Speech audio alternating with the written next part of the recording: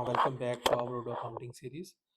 इस वीडियो में हम डिस्कस करेंगे कि कंटिनेंटल अकाउंटिंग में सेल्स जो प्रोसेस है वो किस तरह वर्क करता है। हमारी जो प्रीवियस वीडियो थी उसमें हमने डिस्कस किया था कि कंटिनेंटल अकाउंटिंग में परचेज प्रोसेस किस तरह वर्क करता है, और इस वीडियो में हम डिस्कस करेंगे कि सेल प्रोसेस किस तरह वर्क करता है।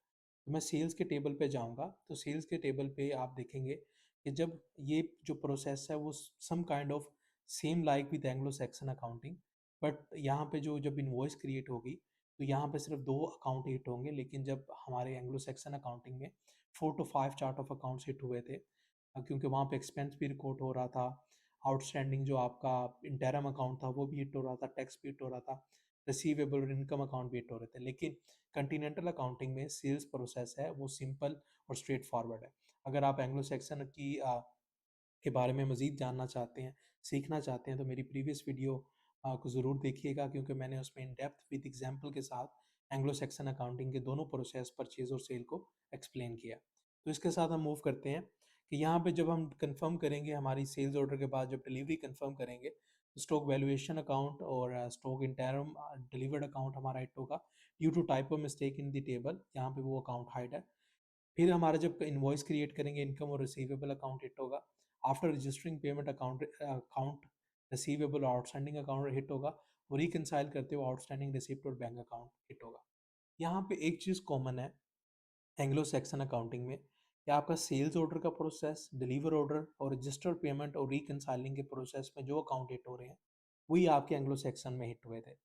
डिफरेंस कहाँ पे आया था? डिफरेंस आया था आपका कस्टमर इनवॉइसेस में, क्योंकि एंग्लो सैक्सन अकाउंटिंग में हमने कस्टमर इनवॉइसेस में ही एक्सपेंस को रिकॉर्ड किया था, लेकिन कंटिनेंटल अकाउंटिंग में हम एक्सपेंस को रिकॉर्ड करते हैं जब हम परचेज करते हैं। तो हम मूव करते हैं एग्जाम्पल के साथ और देखते हैं कि कौन कौन से अकाउंट्स हिट होंगे और ये किस तरह टेबल्स के अकॉर्डिंग ये वर्क करेगा। तो मैं अपने सेल्स मॉड्यूल में जाता हूँ, और सेल्स मॉड्यूल में मैं एक न्यू सेल ऑर्डर क्रिएट करता हूँ। कोटेशन सबसे पहले क्रिएट करूंगा, और इस दफ़ा हम वो कस्टमर पिक करेंगे जिसकी ऑलरेडी सिस्टम में ट्रांजैक्शन ना हो, ताकि हमारे लिए आसानी हो हम उसको, अगर हम रिपोर्टिंग में चेक करते हैं। तो एली को हम सेलेक्ट कर लेते हैं यहाँ पे। तो मैं यहाँ पे प्रोडक्ट, सेम प्रोडक्ट सेलेक्ट करूँगा टेबल की, जो हमने अपनी प्रीवियस वीडियो में डिस्कस किया था, जिस प्रोडक्ट के थ्रू एज एग्जाम्पल लेके हम चल रहे हैं। तो डाइनिंग टेबल को यहाँ पे मैं सेलेक्ट कर लेता हूँ, और मैं कहता हूँ कि मैं 3 डाइनिंग टेबल इस कस्टमर को सेल करने जा रहा हूँ।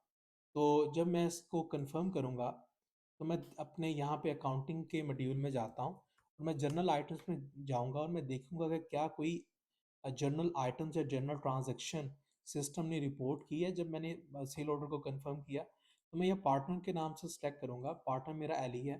तो अगर मैं यहाँ पे देखूँ तो एली के नाम से सिस्टम ने कोई ट्रांजैक्शन रिकॉर्ड नहीं की, क्योंकि उसकी रीज़न सिंपल सी है कि जब हम सेल ऑर्डर कंफर्म करेंगे तो सिस्टम का कोई भी account, chart of account hit नहीं होगा। चार्ट ऑफ अकाउंट हमारा कब हिट होगा कंटिनेंटल अकाउंटिंग में?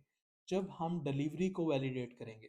अब मैं जब डिलीवरी को वैलिडेट करूँगा, आफ्टर वैलिडेटिंग द डिलीवरी, मैं दोबारा इसको रिफ्रेश करूँगा ताकि सिस्टम हमारी न्यू ट्रांजैक्शन वैल्यूज़ को फेच कर सके। तो यहाँ पे आप देखें कि एली के नाम से सिस्टम ने 2 ट्रांजैक्शंस पास की, 2 अकाउंट्स को हिट किया, 2 अकाउंट्स यहाँ पे इफेक्ट हुए। तो अगर मैं दोनों अकाउंट्स देखूँ, एक स्टॉक वैल्यूएशन अकाउंट है, एक स्टॉक इंटरम अकाउंट है।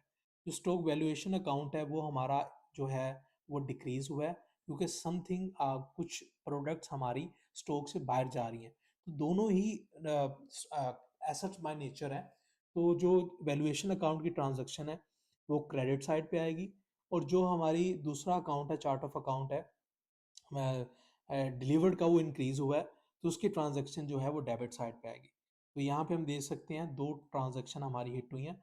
अगर मैं टेबल में भी देखूं, लेकिन यहाँ पे थोड़ी टाइपो मिस्टेक है, तो डिलीवरी नोट में भी वो सिस्टम हमें 2 चार्ट ऑफ अकाउंट्स का कह रहा है, स्टॉक वैल्यूएशन और स्टॉक इंटरम अकाउंट का। इससे नेक्स्ट प्रोसेस है, मैं इसका इनवॉइस क्रिएट करूंगा और देखूंगा कि जब हम इनवॉइस को कंफर्म करते हैं तो कौन कौन सा चार्ट ऑफ अकाउंट्स हिट होता है। तो मैं जब इस इनवॉइस को कंफर्म करूंगा, कंफर्म करने के बाद जब मैं जनरल आइटम्स में देखूंगा तो प्रोडक्ट सेल्स, अकाउंट रिसीवेबल और टैक्स। प्रोडक्ट सेल्स बेसिकली यहाँ पे इनकम है, इनकम अकाउंट, टैक्स रिसीव्ड और अकाउंट रिसीवेबल का अकाउंट हिट हुआ। अगर मैं टेबल में देखूं तो सिस्टम भी हमें यही कह रहा है कि आपका इनकम अकाउंट जो है और अकाउंट रिसीवेबल अकाउंट यहाँ पे हिट होना चाहिए। और एक अकाउंट आपका जो इनकम अकाउंट है वो इंक्रीज होना चाहिए और रिसीवेबल भी इंक्रीज होना चाहिए, but due to its different accounting nature एक क्रेडिट होगा और एक डेबिट होगा। तो सेम हम यहाँ पे देख रहे हैं कि एक अकाउंट हमारा क्रेडिट हो रहा है, एक डेबिट हो रहा है। जो टैक्स अकाउंट है यहाँ पे लाइबिलिटी है, क्योंकि हमने टैक्स फाइल करना है at the end of the year, हमने पे करना है गवर्नमेंट को इन इनवॉइसेस के ऊपर टैक्स। तो ये लाइबिलिटी है, ये भी इंक्रीज हो रहा है और ये वैल्यू ट्रांजैक्शन क्रेडिट साइड पे हमें शो कर रहा है। तो ये हमारा जो है यहाँ तक हो गया या प्रोसेस जो हमने टेबल में देखा। नेक्स्ट है हम जब पेमेंट को रजिस्टर करेंगे, इससे पहले मैं जनरल आइटम्स में अगेन जाऊंगा और देखूंगा कि क्या ये ट्रांजेक्शन रिपोर्ट हुई यहाँ पे। तो यहाँ पे जब मैं पार्टनर्स ट्रैक करूंगा और एली की मैं दोबारा से ओपन करूंगा, तो वो तीनों जो ट्रांजेक्शन है वो सिस्टम ने यहाँ पे रिकॉर्ड कर ली और वो तीनों जो हैं different chart of accounts according to our table, यहाँ पे उन्होंने ट्रांजेक्शन्स को रिकॉर्ड कर लिया। इसके बाद जो हमारा नेक्स्ट प्रोसेस है वो ये है कि हम जो पेमेंट है उसको रजिस्टर करेंगे।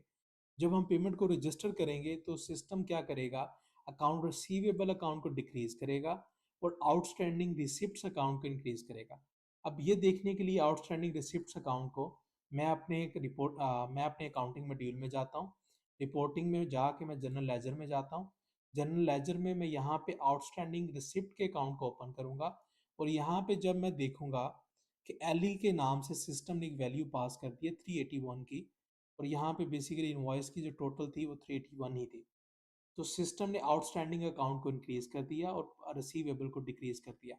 इसके बाद जो अगला स्टेप है, जब हम रिकनसाइल करेंगे तो आउटस्टैंडिंग अकाउंट में से वैल्यू को वो डिक्रीज कर देगा, क्योंकि आउटस्टैंडिंग रिसिप्ट्स अकाउंट बेसिकली यहाँ पे एसेट्स है, वैल्यू क्रेडिट हो जाएगी और वो जो हमारा नेक्स्ट बैंक अकाउंट होगा, बैंक लेजर होगा, उसमें वो सारी ट्रांजेक्शन को पोस्ट कर देगा।